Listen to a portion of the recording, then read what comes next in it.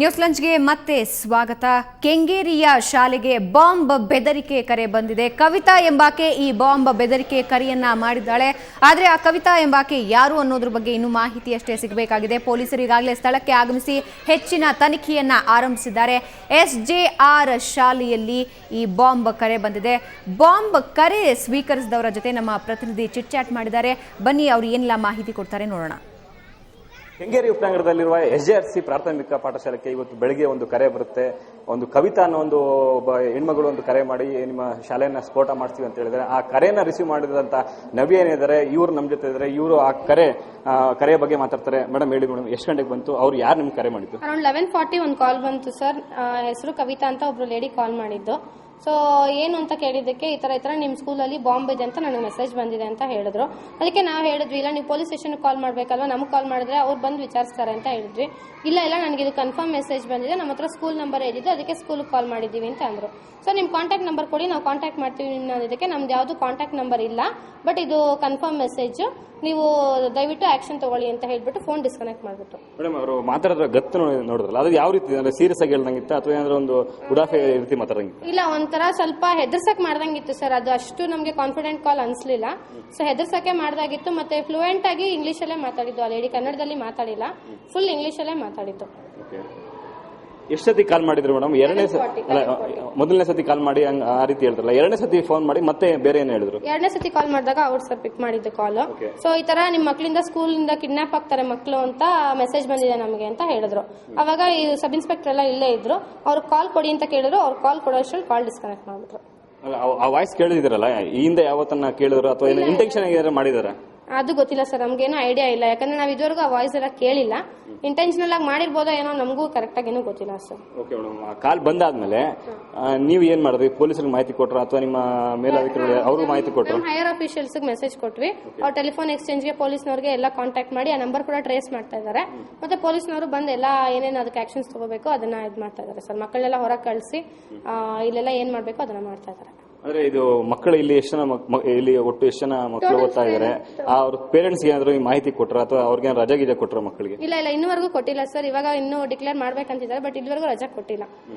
But ಮಕ್ಕಳೆಲ್ಲ ಪೊಲೀಸ್ನವ್ರ information ಪ್ರಕಾರ ಹೊರಗಡೆ ಕೂರಿಸಿದೀವಿ. ಕ್ಲಾಸ್ ಒಳಗಡೆ ಕೂರಿಸಿಲ್ಲ, ಹೊರಗಡೆ ಕೂರಿಸ್ಬಿಟ್ಟು ಪೊಲೀಸ್ನವ್ರಿಗೆ ಮೆಸೇಜ್ ಕೊಟ್ಟಿದ್ದೀವಿ. ಪೊಲೀಸ್ನವರು ಕೂಡ ಇಲ್ಲೇ ಇದ್ದಾರೆ. ಅರೌಂಡ್ 12 o'clock ಇಂದ ಅವರು ಕೂಡ ಇಲ್ಲೇ ಇದ್ದಾರೆ.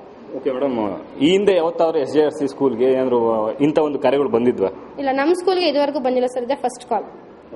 ಫ್ರಮ್ 3 years 4th year ಇದು ಫಸ್ಟ್ ಕಾಲ್. ಇದು ನವ್ಯ ಅವರು ಮತ್ತು ಇವರು ಕರೆ ಸ್ವೀಕಾರ ಮಾಡಿದಾಗ ಆಕೆ ಇಂಗ್ಲಿಷ್ ಅಲ್ಲಿ ಮಾತಾಡ್ತಿದ್ಲು, ಸ್ಪಷ್ಟವಾಗಿ ಹೇಳಿದ್ಲು. 2 ಬಾರಿ ಫೋನ್ ಮಾಡಿದ್ಲು.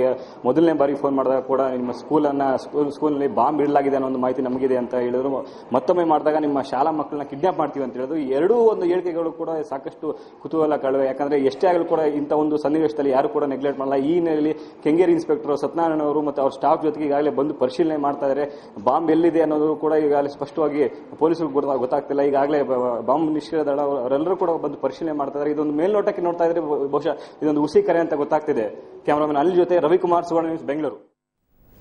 ಹೊಸ ಸರ್ಕಾರ ಬಂದಾಯ್ತು, 1 ತಿಂಗಳು ಕಳೆದೇ ಹೋಯಿತು. ಆದರೆ ಸಾರ್ವಜನಿಕರ ಸಮಸ್ಯೆಗಳ ಬಗ್ಗೆ ಸರ್ಕಾರಕ್ಕೆ ಅರಿವಿದೆಯಾ ಅಥವಾ ಸರ್ಕಾರದ ಮುಂದಿನ ಕೆಲಸದ ಬಗ್ಗೆ ಚಿಂತನೆ ನಡೆಸಿದ್ಯಾ ಅನ್ನೋ ಪ್ರಶ್ನೆ ಎಲ್ಲರನ್ನ ಕಾಡ್ತಾ ಇದೆ.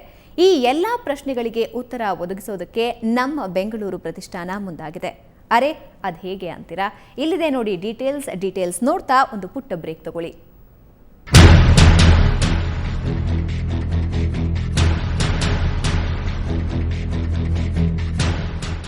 ಒಂದು ಸಣ್ಣ ಮಳೆ ಬಂದರೆ ಬೆಂಗಳೂರು ತತ್ತರಿಸಿ ಹೋಗುತ್ತೆ. ರಸ್ತೆಗಳು ಗುಂಡಿಗಳಾಗುತ್ತವೆ. ಗುಂಡಿಗಳ ಮಧ್ಯೆ ವಾಹನ ಸವಾರಿ ಮಾಡೋ ಪ್ರತಿಯೊಬ್ಬನೂ ಸರ್ಕಸ್ ಬಂಟನೆ. ನಲ್ಲಿ ತಿರುಗಿಸಿದರೆ ನೀರು ಬರಲ್ಲ. ರಸ್ತೆ ರಿಪೇರಿ ಮಾಡಿ ಟಾರು ಹಾಕಿದ ಮಾರನೇ ದಿನವೇ ಚರಂಡಿ ಮಾಡೋದಕ್ಕೋ ಟೆಲಿಫೋನ್ ಲೈನ್ ಹಾಕೋದಕ್ಕೋ ರಸ್ತೆಯನ್ನು ಅಗೆದು ಅಧ್ವಾನ ಮಾಡಿಬಿಡ್ತಾರೆ. ಸಮಸ್ಯೆಗಳ ಪಟ್ಟಿ ಹೀಗೆ ಮುಂದುವರಿಯುತ್ತೆ.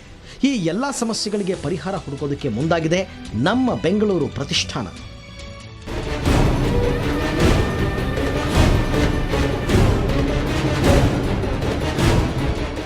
ಕಳೆದ ಹಲವಾರು ವರ್ಷದಿಂದ ಬೆಂಗಳೂರು ನಗರ ನಿರ್ವಹಣೆ ಹಾಗೂ ಅಭಿವೃದ್ಧಿಗೆ ಸಂಬಂಧಪಟ್ಟಂತೆ ಸಾರ್ವಜನಿಕರ ಸಮಸ್ಯೆಗಳಿಗೆ ಸ್ಪಂದಿಸುತ್ತಾ ಸೂಕ್ತ ಮಾರ್ಗದರ್ಶನ ನೀಡುತ್ತಾ ಬಂದಿರುವ ನಮ್ಮ ಬೆಂಗಳೂರು ಪ್ರತಿಷ್ಠಾನ ಈಗ ಮತ್ತೊಂದು ನೂತನ ಕಾರ್ಯಕ್ರಮ ಹಮ್ಮಿಕೊಂಡಿದೆ.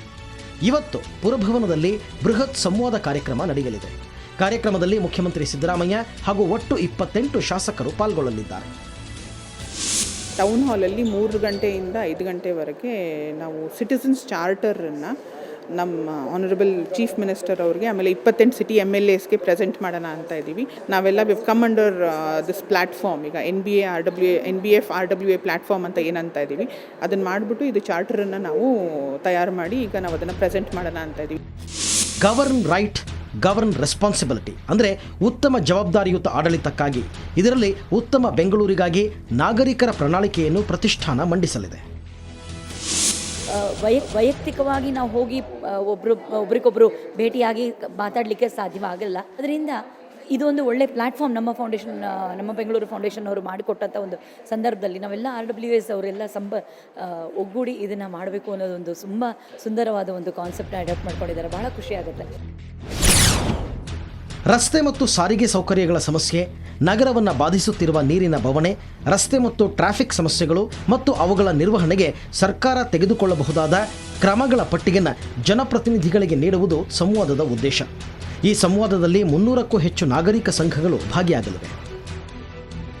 ಒಟ್ಟಿನಲ್ಲಿ ನಗರದಲ್ಲಿ ಹೆಚ್ಚುತ್ತಿರುವ ಸಮಸ್ಯೆಗಳಿಗೆ ಅಭಿವೃದ್ಧಿಯ ಕ್ರಿಯಾ ಯೋಜನೆಗಳ ಮೂಲಕ ಮದ್ದು ಹುಡುಕಲು ಹೊರಟಿರುವ ನಮ್ಮ ಬೆಂಗಳೂರು ಪ್ರತಿಷ್ಠಾನದ ನಿರ್ಣಯಕ್ಕೆ ಜೈ ಹೋ ಎನ್ನಲೇಬೇಕು. ಬೆಂಗಳೂರಿನಿಂದ ಕ್ಯಾಮರಾ ಪರ್ಸನ್ ಮಹೇಶ್ ಜೊತೆ ಮಮತಾ ಮರ್ಧಾಳ, ಸುವರ್ಣ ನ್ಯೂಸ್.